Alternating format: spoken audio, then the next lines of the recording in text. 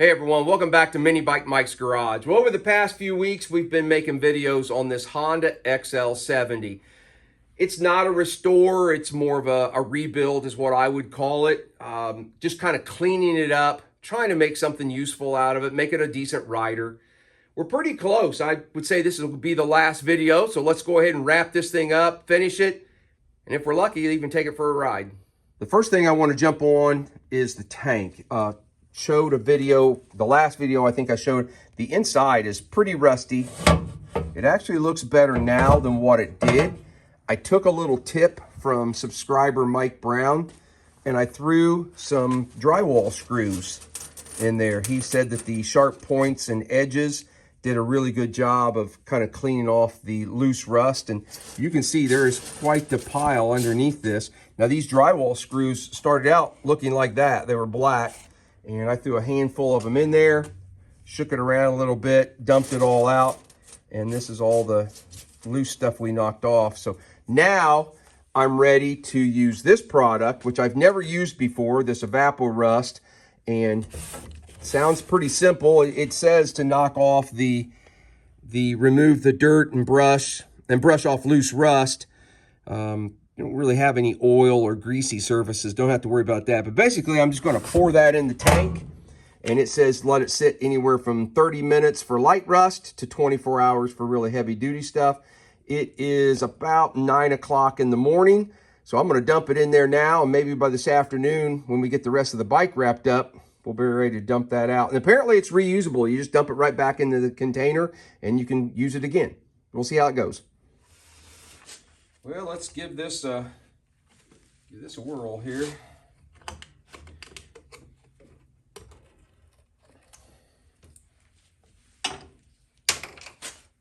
Oh, I probably should have grabbed a funnel. I don't know.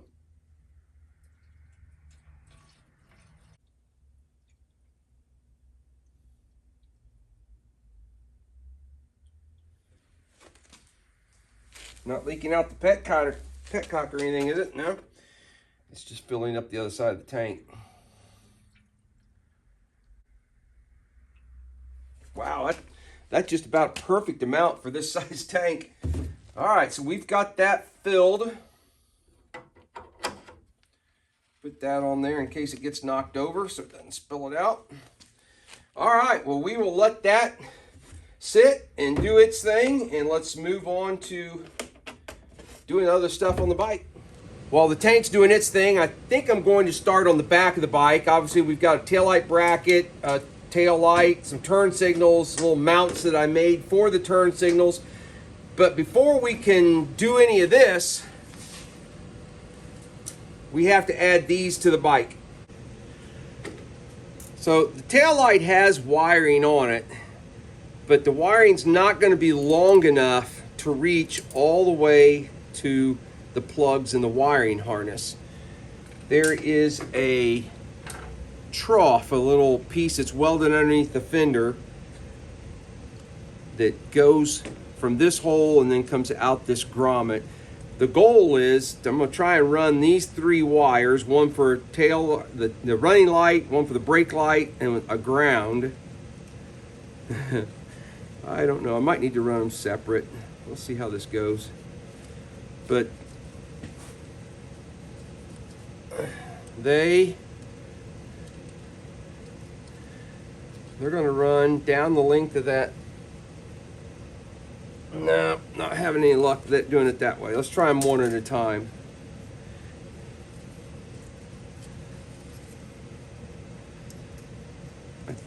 I blowed a bunch of compressed air and everything I could trying to clean that out. Oh, there's one. So it's going to come out, and then, well, wherever that's at, there it is. Okay, now I just have to do that 2 more times and then put the connectors on there. Well, that turned out being much easier than what I anticipated. So now I've got the 3 wires coming out that will come out down here to hook to the tail light.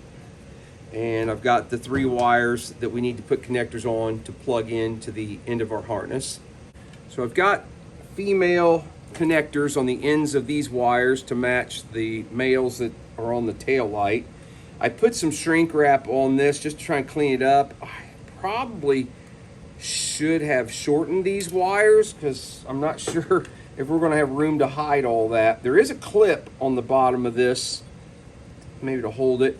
This is a, I think, a CL350 or something bracket that I've somewhat modified. The original tail light bracket, I believe, utilized these two holes and these two. Well, we're going to move it to these. I didn't like, the original tail light really hangs off the back of the fender. I mean, the light itself is like out here behind the fender, if I'm not mistaken. This way it kind of puts it up more above the fender.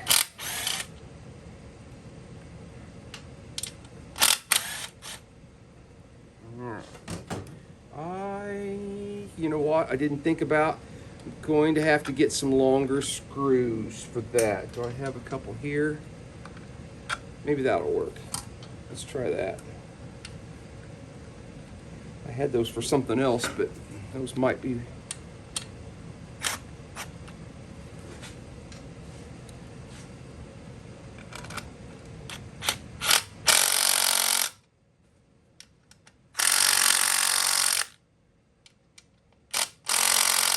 Okay, yeah, I need to go get a couple more of those same screws to put back here.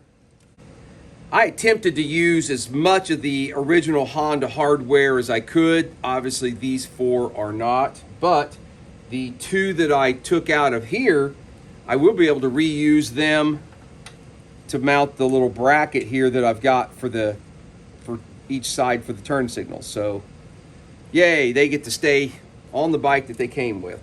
Okay, so in case someone is interested, maybe you're not, but on this taillight bracket, basically what I did was these two legs here originally were turned around and facing the other way, and I cut them off, turned them around, kind of bent them a little bit to fit those holes, and then welded it back on there. So that's what I've done there.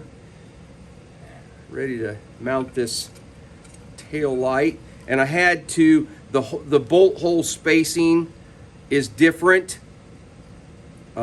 on here, so essentially I just cut off the loop, and it's going to be close enough. I think I might have had to open it up, the hole in the bracket, just a little bit.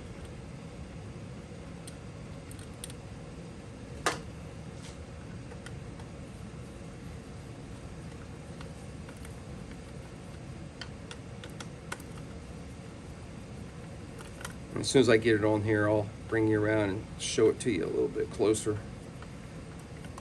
Kind of explain what I did. Let me show you what I've got going on. So on the bracket, this piece actually came around and made a complete loop around.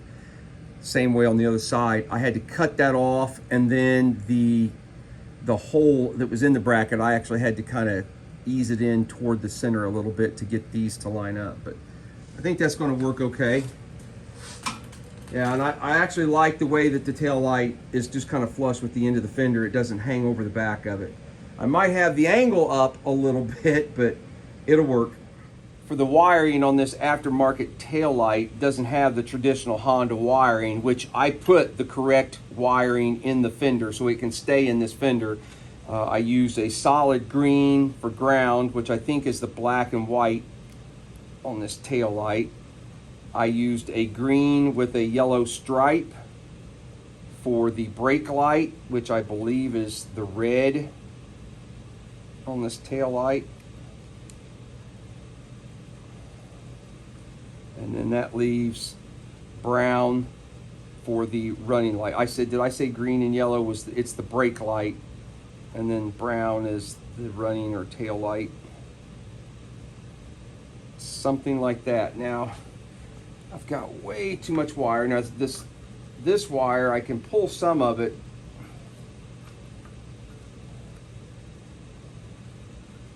Which one do I have? It's that one.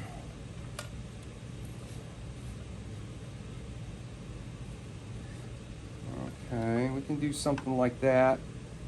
And there is a little tab bracket up underneath here, that if I can catch that. All right, I feel pretty good about that, the way I have that. I've got that clip up there holding the wire so it's not kind of hanging. On this end, I still need to put the male connectors to go into the female connectors here. I don't think I'm going to shorten the wire. I think I'm just going to, I'll wrap it up and maybe zip tie it or something, but in case somebody ever needs to adjust the length or whatever, change something different back here, I think I'll leave that extra length. So I'm going to clean these off, put male bullet connectors on there so I can plug into the original harness. So I've got the green with the yellow stripe from the tail light plugged into the green with the yellow stripe from the harness, and brown to brown. Now, in the original design, the ground for the tail light was through the bracketry and the fender somehow. I'm not exactly sure how it would have done it because everything is isolated by rubber. So what I'm going to do, the ground wire I ran, I put a little eyelet on it, and I am actually just going to sneak it behind the helmet holder here, maybe.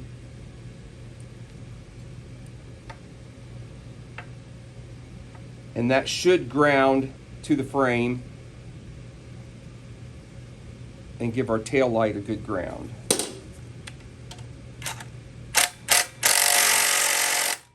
We're going to go something like that. That wire will be hidden. All this wire gets hidden up underneath the seat, so it should not be an issue. So now let's go see if we can get our turn signals put on. So on the XL70, it originally would have had a hoop that came around, and that hoop mounted, one of the mounting spots for it was this little bracket that they've got welded to the frame. Well, I don't have that hoop. I think they can be found, you know, different places, eBay or whatever, but I'm not wanting to spend the expense for one. So I have just made a little bracket out of a piece of angle iron and a washer. And I'm going there again, like I said earlier, I'm going to steal the bolt that I didn't use there. I'm going to put it on here.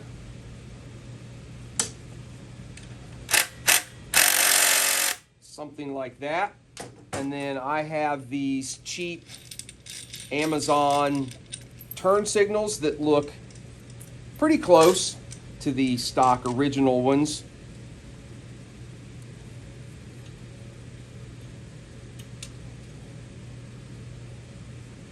I'm going to feed that up through there, bring my wire underneath here. Obviously I still got to put the hardware on it, but get that bolted on and get those plugged in on each side. So this is my finished product. I've got everything plugged in. I kind of pulled all the wires down and then just got a small zip tie there and one here. I think once you put the seat on it, it should be all hidden fairly well. And then this is the look out the back with the turn signals and the tail light. I think once you put the seat, the tank on it, it's going to look pretty good. Well, I couldn't help myself. I had to catch it with a glimpse with the seat in place and the side cases. Now, I do have to remember before I'm done, I believe both of the turn signals and that tail light, when I bought them, came with 12-volt bulbs. So let's see at the end of this video if I remember that and remember to change those. Let's move up to the front, get the handlebars, start putting it all up, to all the lighting, put it on. Well, with the back kind of wrapped up, I guess it's time to turn our attention up here to the front. We'll start by putting the handlebar risers and the speedometer on here. And like I said in the last video, this might have been easier before I put that top clamp on. Maybe I need to take it off to do this, but we're gonna.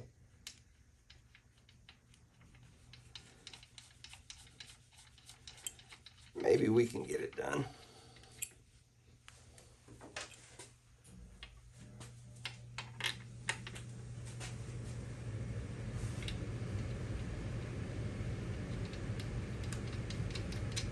Sorry if it gets noisy in here every once in a while. It is 14 degrees outside today.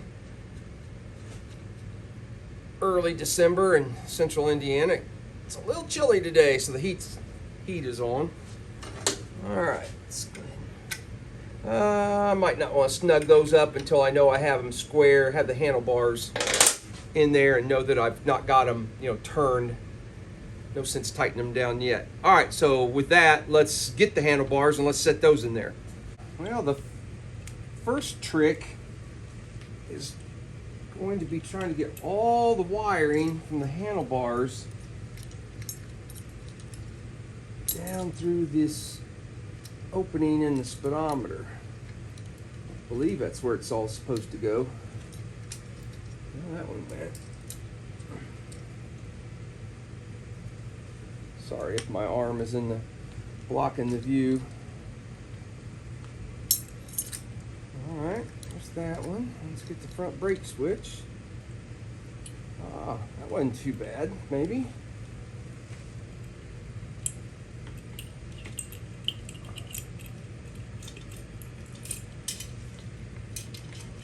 I think something like that is what it's supposed to look like. And we've got our clamp.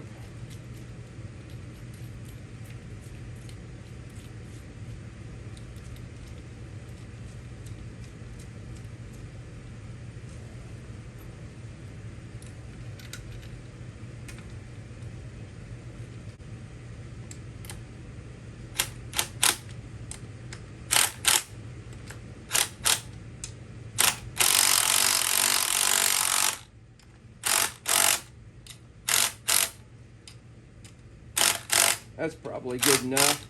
I'm not too concerned on the handlebars. If I can adjust those later. I just want to make sure that they're tight so that now we can tighten these down.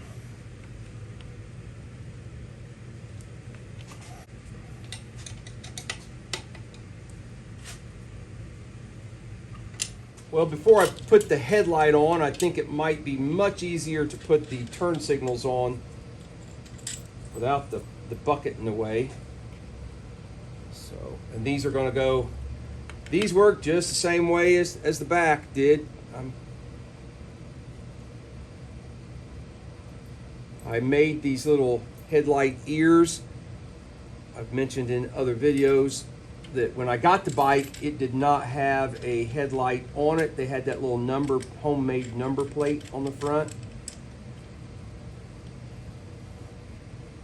So I took some 1¼ round tubing that slid just right over top of the forks. Really nice fit. I want to say this is 1¼ 095 wall round tube.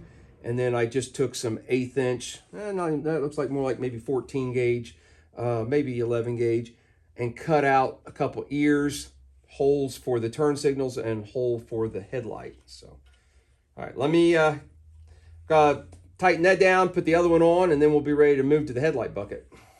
Before I put the headlight on, I want to talk just for a second on these turn signals. I was in a discussion a couple days ago with guys who were talking about how cheap these were and that they vibrate and they break. And I will be the first to admit, I mean, they're $15 for a pair. So obviously they're not the highest quality in the world. This back part here that looks chrome, that's actually just plastic. And that is prone to breaking. I actually broke one pretty easily when I rode that ST90 to West Virginia. And all I did was I went to put my hand on the seat and rest my hand on the seat, and on the back turn signal, I rest my hand on it, and I snapped that thing right off. I have personally never had any issues with vibration and then breaking through vibrations. I had them on the Lake Michigan bike. I had them on the red S65. I've had them on my Ice Bear Champion. I've got them on the ST90. I put them on another XL70 before. Never really had an issue, but I've never used the original mounts. I've always made my own sturdy mounts, and so I don't know if that's helping with the vibrations or not. But long story short, if you buy these, know that they're $15 turn signals. They do look good, but they are not the highest quality in the world, and some guys have had an issue with vibrations breaking this back part here. So just letting you guys know. Well, let's start by seeing if we can get all this wiring mess into this bucket. Let's see.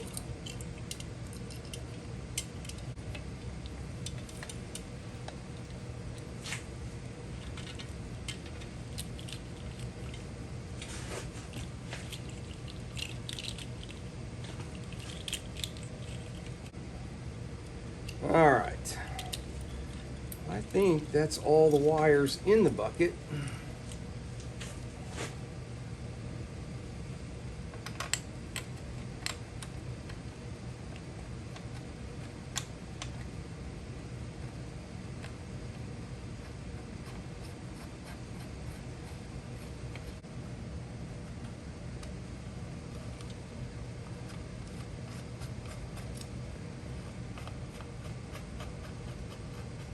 Okay, that's not too bad.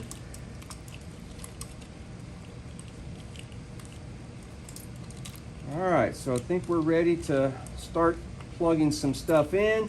I'm not going to bore you guys with that. You've seen me plug a bunch of this stuff in before. So I'm going to start just kind of plugging and playing, matching wires and so forth. And I'll bring you back when we're ready to put the headlight on and see if we can stuff all that in there. Well, I got it all wired up. I believe it's all correct. We'll find out maybe here in a little bit.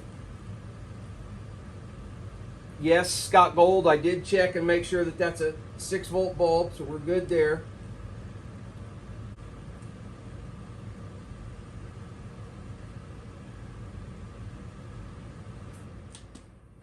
I have not had this thing running since the very first video we did when we got it to run. Okay, no huge leaks. Turn the key on.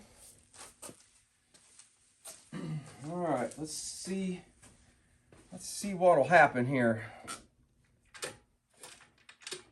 You know what? I am thinking that I might have drained the oil out of this. I did. Yes, I did. Give me a second. I have to put oil. When I went to clean when I power washed it and did all that, I drained the oil out of that engine. So I need to refill it. All right. So I've got oil in it now. Let's see if it will do anything. Oh, my carburetor's peeing out. That's no good.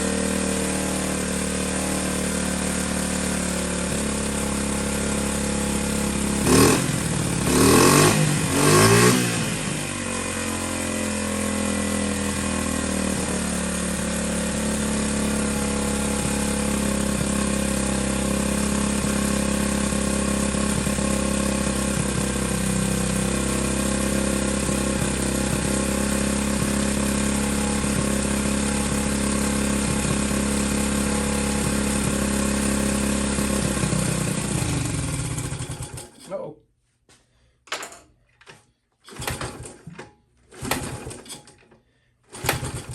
Well, what'd I do?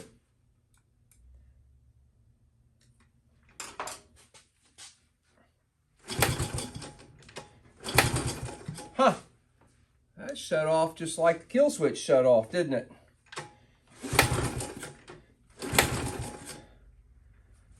Well, did we lose spark?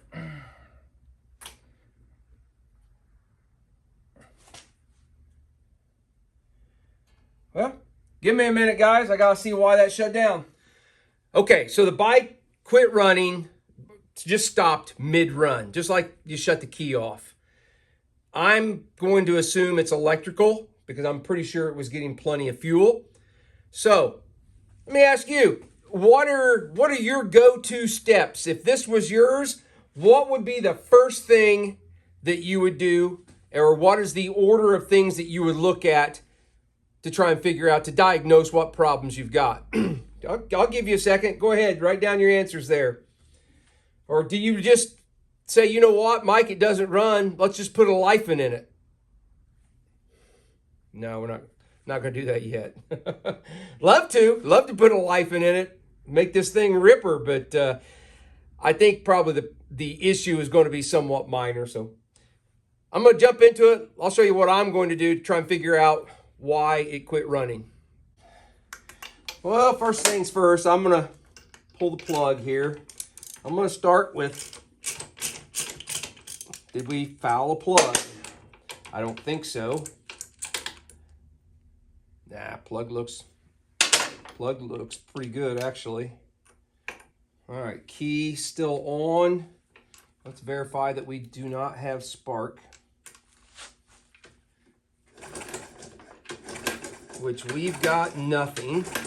All right, so then let's put a different plug in it and make sure that that's not the issue.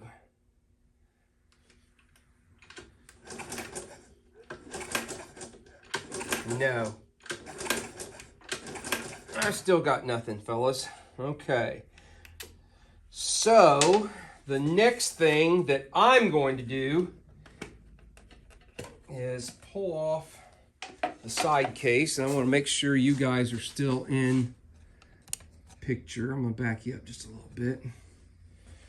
So I have pulled off the side case, and I am going to unplug the engine from the harness, and then I'm going to go up here and I'm going to unplug the coil from the harness,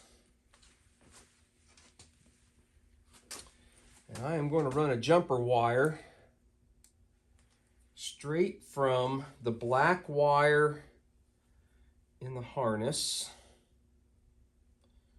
right there straight to the coil, so I have completely bypassed the wiring harness, just to make sure that I didn't mess something up. Although it was running, I don't know what I would have messed up, but all right. Okay, we still don't have any fire. So now I would guess that it's either the coil. Well, but it was running. I was going to say maybe a coil's lost ground. Maybe it lost ground. So it's either in the coil or it's in the stator on the engine. Let's tell you what. Let's test the coil first. Let me get a battery charger. Okay, I've got my little Schumacher 1 amp battery charger. I've got set on 6 volts. It's got juice. This goes directly to the coil, so I'm going to hook that to the hot wire on the coil, or from the coil to the hot wire, the charger.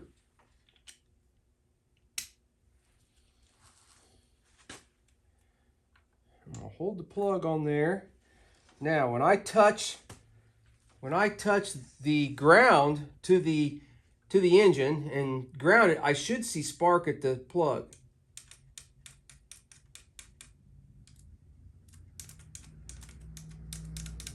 No, I don't.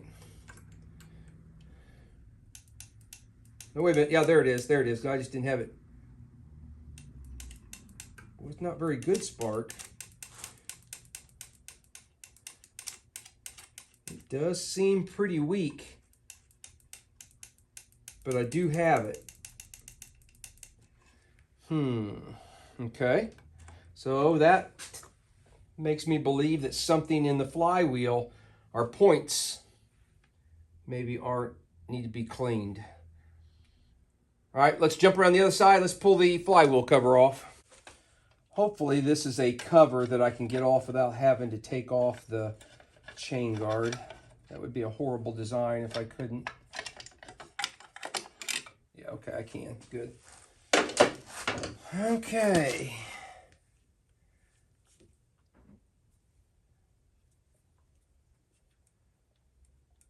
The points are opening and closing. So after hooking the charger to the coil and kind of confirming that the coil was good, it did look like the problem was in the points. So I just lightly filed the points real quickly. And I think we have spark again. Let's see if it'll fire up.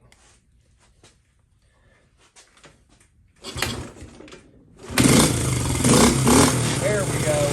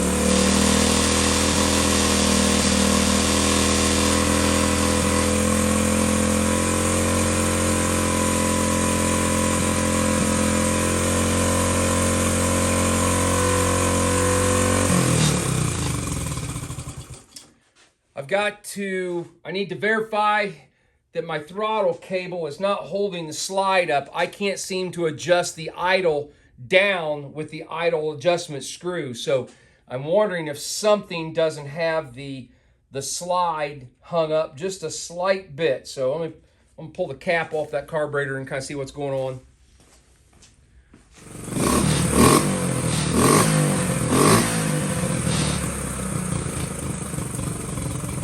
Yeah, I did. I had to make some adjustments here on the throttle cable. I had it too far out, which was holding the slide up, and I could not make any idle adjustments on the carburetor, but I think I've got it now. All right, while I was contemplating the electrical stuff, I went ahead and threw the cables on. So I've got the brake and the clutch cable. I think I'm pretty much down to just the tank.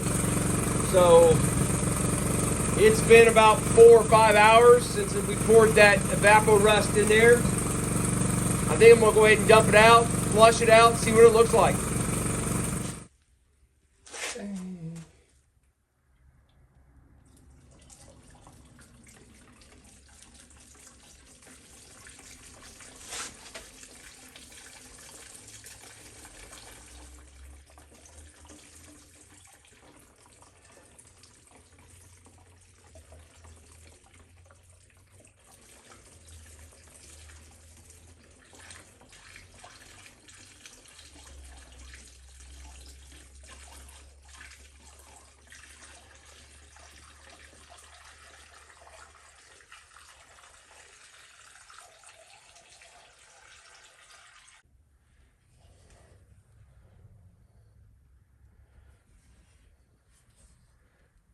Does look cleaner. All right, I'm gonna rinse that out. Well, I will have to say, that's some pretty good results. It's kind of dark down in there. There's still maybe at the very bottom. It's kind of rusty looking, but wow. That's almost like new metal right there again. Okay, I think I'm going to let this dry for a day or so. I'm going to put some WD-40 in there so it doesn't get too much flash rust in it. But I think I'm going to leave that alone, let it do its thing, and then I will come back in another day or so and we'll wrap this bike up. So the last piece on this bike we need to address is the tank. We poured the Evapo Rust in there, let that sit, and it actually looks considerably better. Way down at the very bottom, I can see that it probably would have been nice if we left it in there longer, but at least there's no flaking rust, and I don't think it will fill up, you know, filters and plug up carbs and those sorts of things.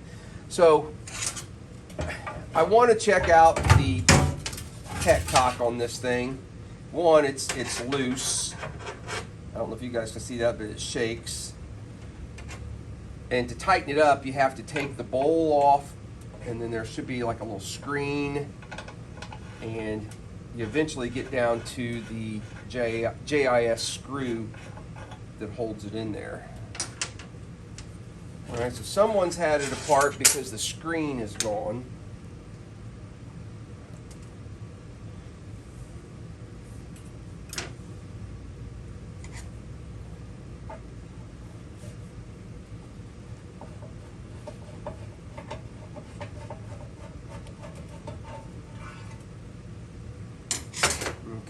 That's just the remnants of the Evapo Rust and stuff I had in there.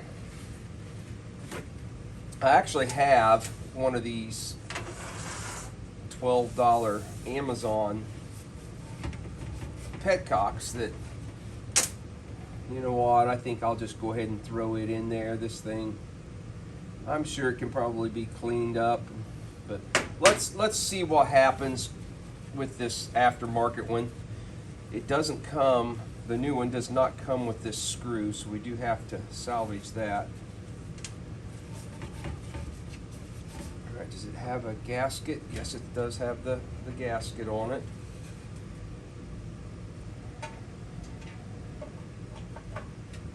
So it's going to set something like that. And I believe this is actually a Petcock for a XL70. I'll show you here in just a second.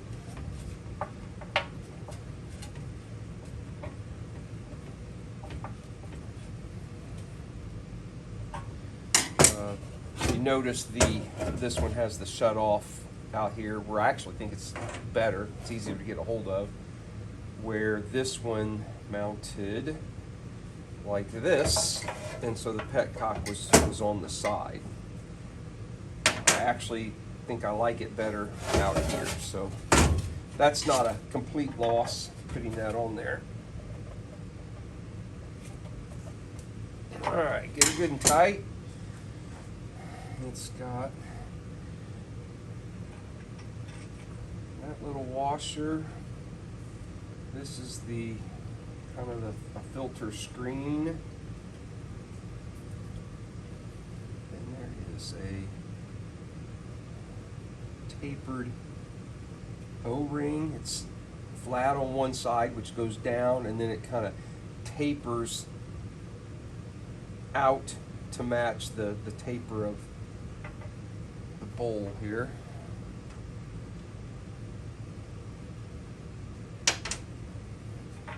I was curious, I wanted to see if maybe I could use the original bowl, but it won't quite work.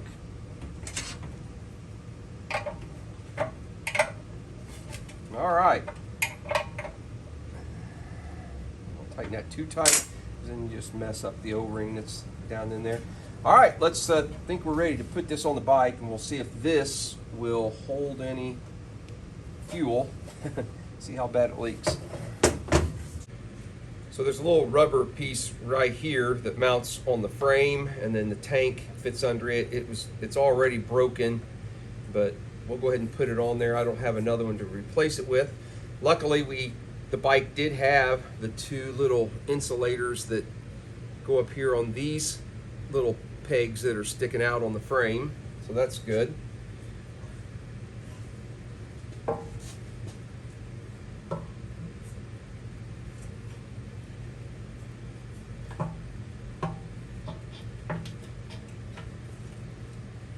I'm not doing something right. Must be too high. Do I run the throttle cable above? Yeah, let's try that. Let's run it above.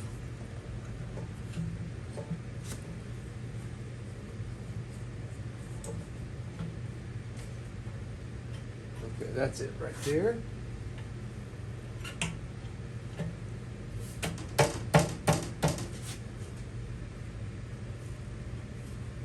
There we go. Tank fits down into a little recessed area here. Okay, I think we're on everywhere there. You know what? I'm not going to put the seat on until I know that it's going to hold fuel.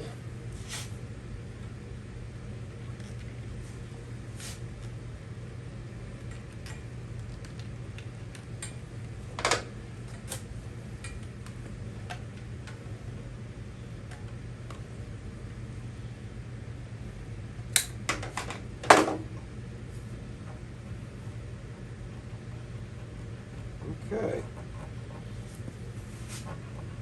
Might have went a little long there, but we can always shorten it. Hard to make them longer, but you can always cut them down. All right, let me go get some fuel. Let's throw in the tank and see what happens.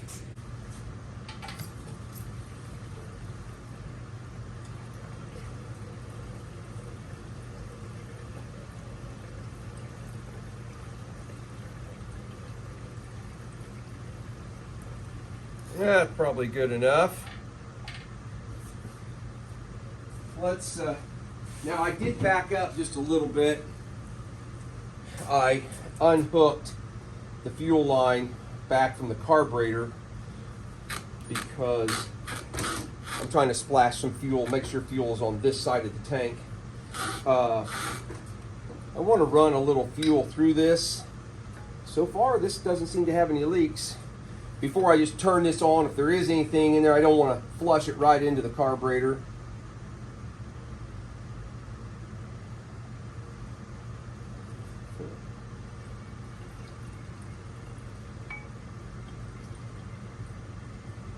You know what? I think that's going to work. Did it shut off? It did shut off. Okay. I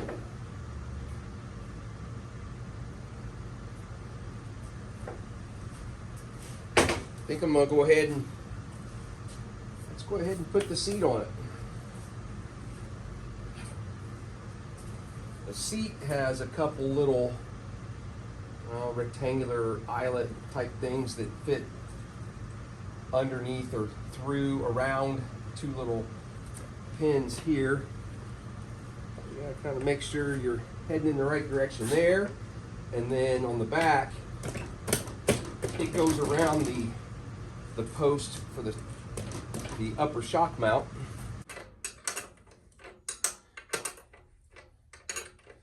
Well, what do you think? Does it look pretty decent? Certainly looks a lot better than it did when we started, or I think it does anyway. You know, I'm probably tightening these down prematurely. Something's going to happen, and we're going to need to take that loose again. All right. There's that. Looking good. Let's turn this on. I didn't put much fuel in it, so I'm going to turn it to reserve.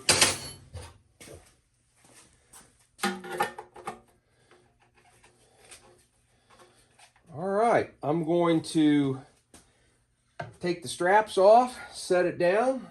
Let's fire it up. I don't know why I'm taking it off the table. I know I need to put it right back up there. I still have to change some bulbs and some of the turn signals. Looks like I need to pull the carburetor back off. We might have to make a float adjustment. We keep, every once in a while, it will leak out a little bit of fuel, but I don't know. I just want to take it down, sit on it, see if it'll fire up. Take a look at it on the ground. Oh, we still have to put fork oil in it too, from where we rebuilt those forks. Okay, key on. Kill switch to run.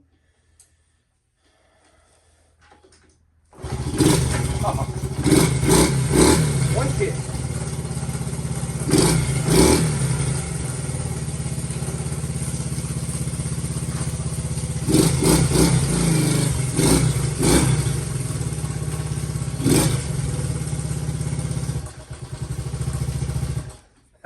Fine neutral, Mike.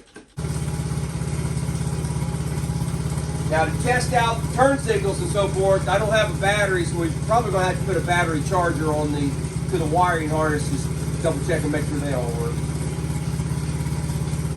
I did go through the electrical. It seems to all be in good shape. Now I do not have a 6-volt battery, so I have just put a battery charger and I've got it run to the red and blue line that goes to the wiring harness. So if we turn the key, now the headlight only comes on with the engine, and I think you guys have seen that. The high-low, this decides the high-low, it does come on with the switch. When you turn it to high beam, when the headlight's on, that's the neutral switch. You have a horn. It's got a tail light, and then if I can reach up here, there's a brake light, and the foot pedal, the switch comes on, and then turn signals, left side comes on, and the right side is the same. So I think all the electrical is lined out. So again, some of this stuff does not work if there's no battery in it, but you know, since there's no title to it, I don't know how important that is to somebody. So I guess the last thing to do is get it down off the table, take it outside where it's about 20 degrees, and take it a lap or two around the parking lot.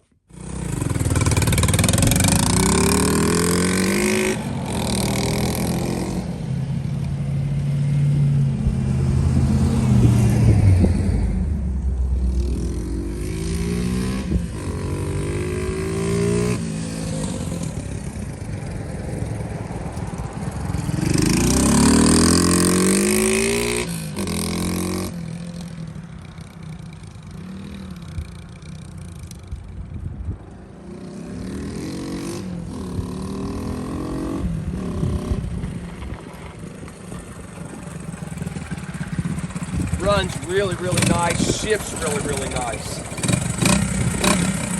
Make sure the speedometer, make sure I got it working again.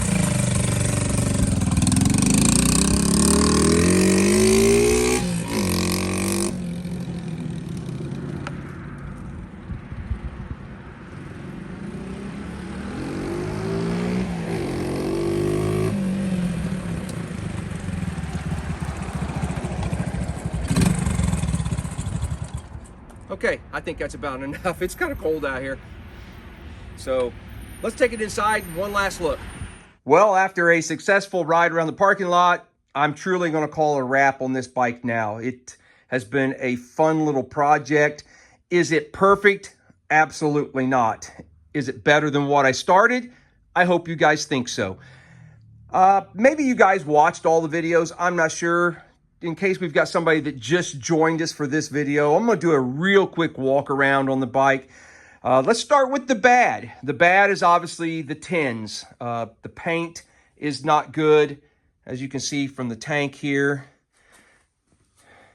And the tank is by far and away the worst piece on the bike. It's got some dents on this side from where there was a broken steering stop, and this fork came around and was able to make contact with the tank and put a couple dents in it. Now, that, not only does it have the dents, I can't seem to keep the cap from leaking. I put a new gasket on it and everything. I don't know if the dents have bent and it's not sealing correctly. I'm not really sure, but the tank is definitely the downfall of the bike. You know, there's a little crack here in the front fender. I did weld that so it's nice and sturdy, but it does have that line right there. The back fender's in pretty decent shape. It's just the paint's rough on it. And that's really the bad of the bike. I can't think of too much else. What's good about the bike? It runs fantastic, shifts, does all the things it's supposed to do. I did not go through the engine. It ran so well when we first got it running that I didn't touch it. I did run the carburetor through the ultrasonic, but that wasn't because it didn't work right. It just was so covered in dirt and grime and stuff. I wanted to clean it up. It worked perfectly fine from the very get-go. But I put a lot of newer parts on it. I put brand new tires and tubes on it, brand new brakes on it. I replaced the fork seals. It's got a brand new exhaust on it. I put a seat cover on it. It had no lighting on it when we got the bike. So the tail light, turn signals, headlight, speedometer bulbs, all that have been gone through, and everything seems to be working as it should if you have a battery. Let's see, I put new foot peg rubbers on it, a new chain and a new sprocket. Sprockets front and rear on it. It has the original cables that were on it. I just kind of cleaned them up and I covered them all in black. Some of them we had some black and we had gray, and I just went black all the way around. Painted the frame, fixed the side case, and you can tell I didn't have any topaz orange paint, so the side cases got painted black, and then put new decals on those. But I fixed all the cracks in those. So anyway, it's a decent little bike. I can't keep them though, guys. I got too much stuff. So this one, if someone's interested in this, hit me up with a email, ct70help@gmail.com, and we can maybe work out something and move this on to somebody else who then can maybe take it to the next level, can fix, replace the tank or whatever, or get that fixed and get all the tins painted. It would be a super nice little bike then. But like I said, if you're interested in it, hit me with an email and let me know. We'll talk. I don't have a title. I can give you a bill of sale if you want one for it, but I do not have a title. So, all right, I think this is the last bike you're going to see me work on in 2024. It's been a great year. Appreciate everybody who has joined the channel over the past 12 months. And subscribed and commented and liked and everything. I certainly do appreciate that. So I think we're going to call it a wrap. I don't know if I'll have any more videos for the end of the year. If I don't, have a Merry Christmas and a Happy New Year, and I will see you guys in 2025.